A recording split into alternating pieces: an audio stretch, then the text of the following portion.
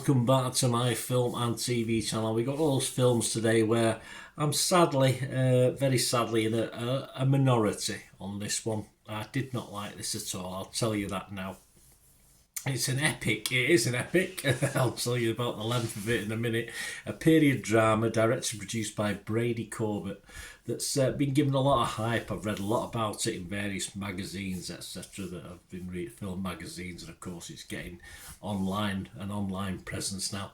And it's simply called The Brutalist, an international co-production between the United States, United Kingdom and Hungary. And it stars Adrian Brody, who I do like, I must admit. He stars as Hungarian-born Jewish Holocaust survivor, which is good as a start, as a drama.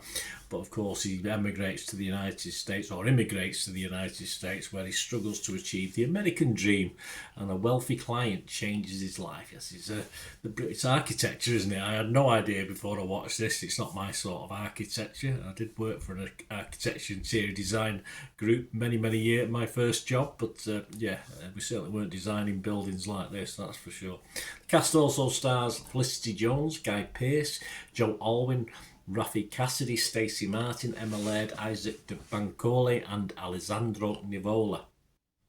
Yeah, a bit of background on this one, because I say it is getting a bit of hype, this. Named one of the top 10 films of 2024 by the American Film Institute. The film earned 10 nominations at the 97th Academy Awards, including Best Picture, Best Director, Best Actor for Brody, Best Supporting Actress for Jones and Best Supporting Actor for Pearce. It was released in the US on December the 20th, so it's been a little while before I've got to see this, because it's only been released in the UK on the 24th of January, so I'm doing this review on the 26th of January 2025, so we've had to wait a little bit. It's certainly lots of reviews, and that's why there's lots of reviews out there, because it's been available in the US, of course. Right, to sum up, this is told in two parts. So there's two parts, Act 1, Act 2, there's an epilogue at the end as well. And there's also an intermission. There you go. It reminded me of happier days as a kid, going to films, excited. There's not many films I did like when I was a kid.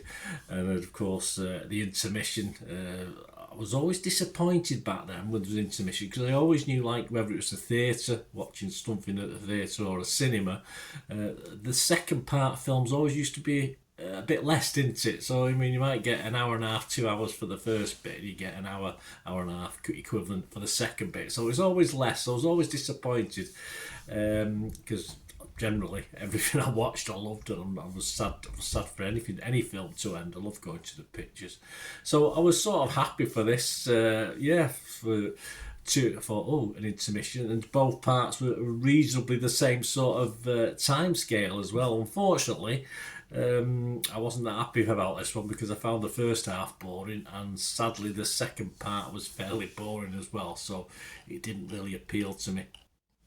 This appears, though, not to be the norm for the public and critics, who appear to think this is the next best thing.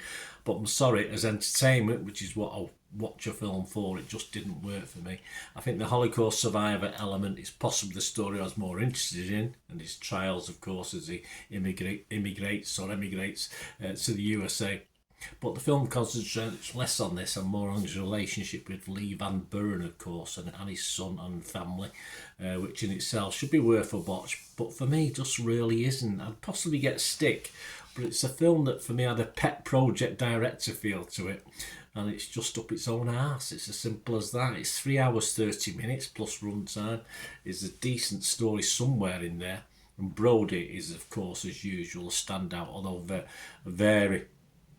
others vary, I think, on a lesser acting contribution level. Guy Pearce holds his own, of course he does. But for me, the telling of the story didn't work, which meant that even the darker, powerful scenes just left me a little cold, when it should have really been impressing me. Like the designs themselves, for me personally, the film is pretty ugly, but perhaps that was the aim all along, and perhaps I just didn't get it. But it's all very bitty in its plot, sort of bit of a mishmash. Characters have lots of time, of course, within the 3 hours 30 minutes to make impressions, to be able to get you invested in them. But sadly, I just don't think they did. Just really bland.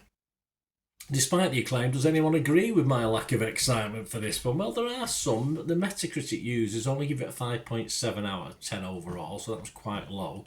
Richard Brody from the New Yorker is pretty much on his own, though, on Metacritic. He gave it 50. I think the next lowest was 70. And he said, but his rating sums up my thoughts. He says, with its clean lines and precise assembly, it's nearly devoid of fundamental practicalities and so remains an idea for a movie about ideas, an outline for a drama that's still in search of its characters. Yeah, 3 hours 30 minutes. For me, it's like a 3 hour 30-minute trailer for a long TV series. Brian Viner from the Daily Mail also gave it a rotten score on Rotten Tomatoes. He said, there are many impressive things about this film. Yeah, I agree. Not least the acting, but on and off. But for me, it's too often loses its narrative grip in the second act, veering off on tangents that feel unnecessary, distracting, and self-indulgent. I think that's a good word, self-indulgent, exactly. But this is up there. As I said, I'm in the minority. 10 Oscar nominations. So the good news for fans, Rotten Tomatoes, 8.7 out of 10. That's 243 critics. 226 were fresh and just 17 rotten. The website's consensus, structurally beautiful and suffused with Adrian Brody's soulful performance, writer-director Brady Corbett's immaculately designed The Brutalist, is a towering tribute to the immigrant experience. Would have been a bit more concentration on it. Metacritic uses an average, of course, and their average is 90 out of 100 based on 53 critics. So not too shabby, is it really? Rotten Tomato users, they like it, 4.1 out of 5. And I always look at Internet Movie Database, of course I do, and almost 9,000 scores and reviews as I'm doing this, and a very, very healthy 8.1. So probably don't take my word for it, guys. I mean, if you have watched my reviews before and generally agree with what I think, I can only apologise for not liking this as much as the majority seem to do. Would I watch this again? Not a chance in hell that I'd watch this again. Could I have spent over 3 hours 30 minutes doing something better? Absolutely. So my scores on this, I'm going to be rotten on Rotten Tomatoes, so I will add to that.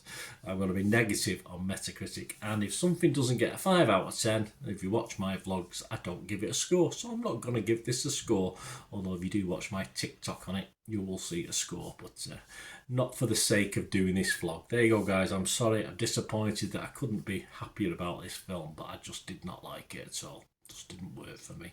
Let me know your thoughts. Be great to have them. Please check out my various socials and get in contact. And of course, if you like what I try and do, I'm usually a bit more positive. I'm a bit more in line with a lot of what other people are thinking. So if you like what I try and do, you want to support the channel, I only ever ask you, plus just please keep listening and watching. Right, a quick shout out before we go for my sponsors at the moment. Piat6505, they've got a little eBay shop.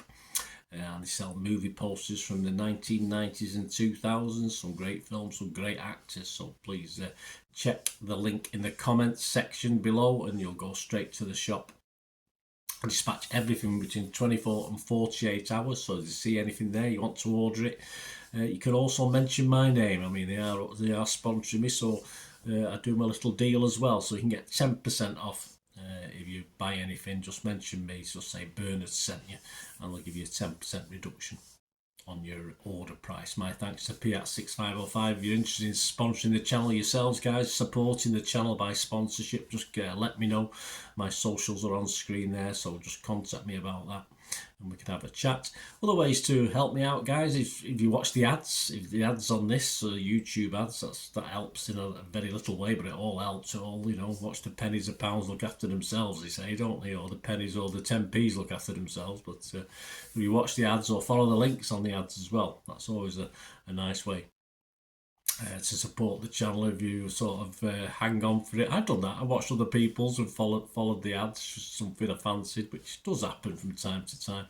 Of course, you can support me by pushing that subscribe button as mentioned earlier, and that of course pressing the button so you know when these vlogs are coming out. And of course I'm always interested in your opinions, and of course you can give us a like, that'd be wonderful as well. So thanks for watching, guys.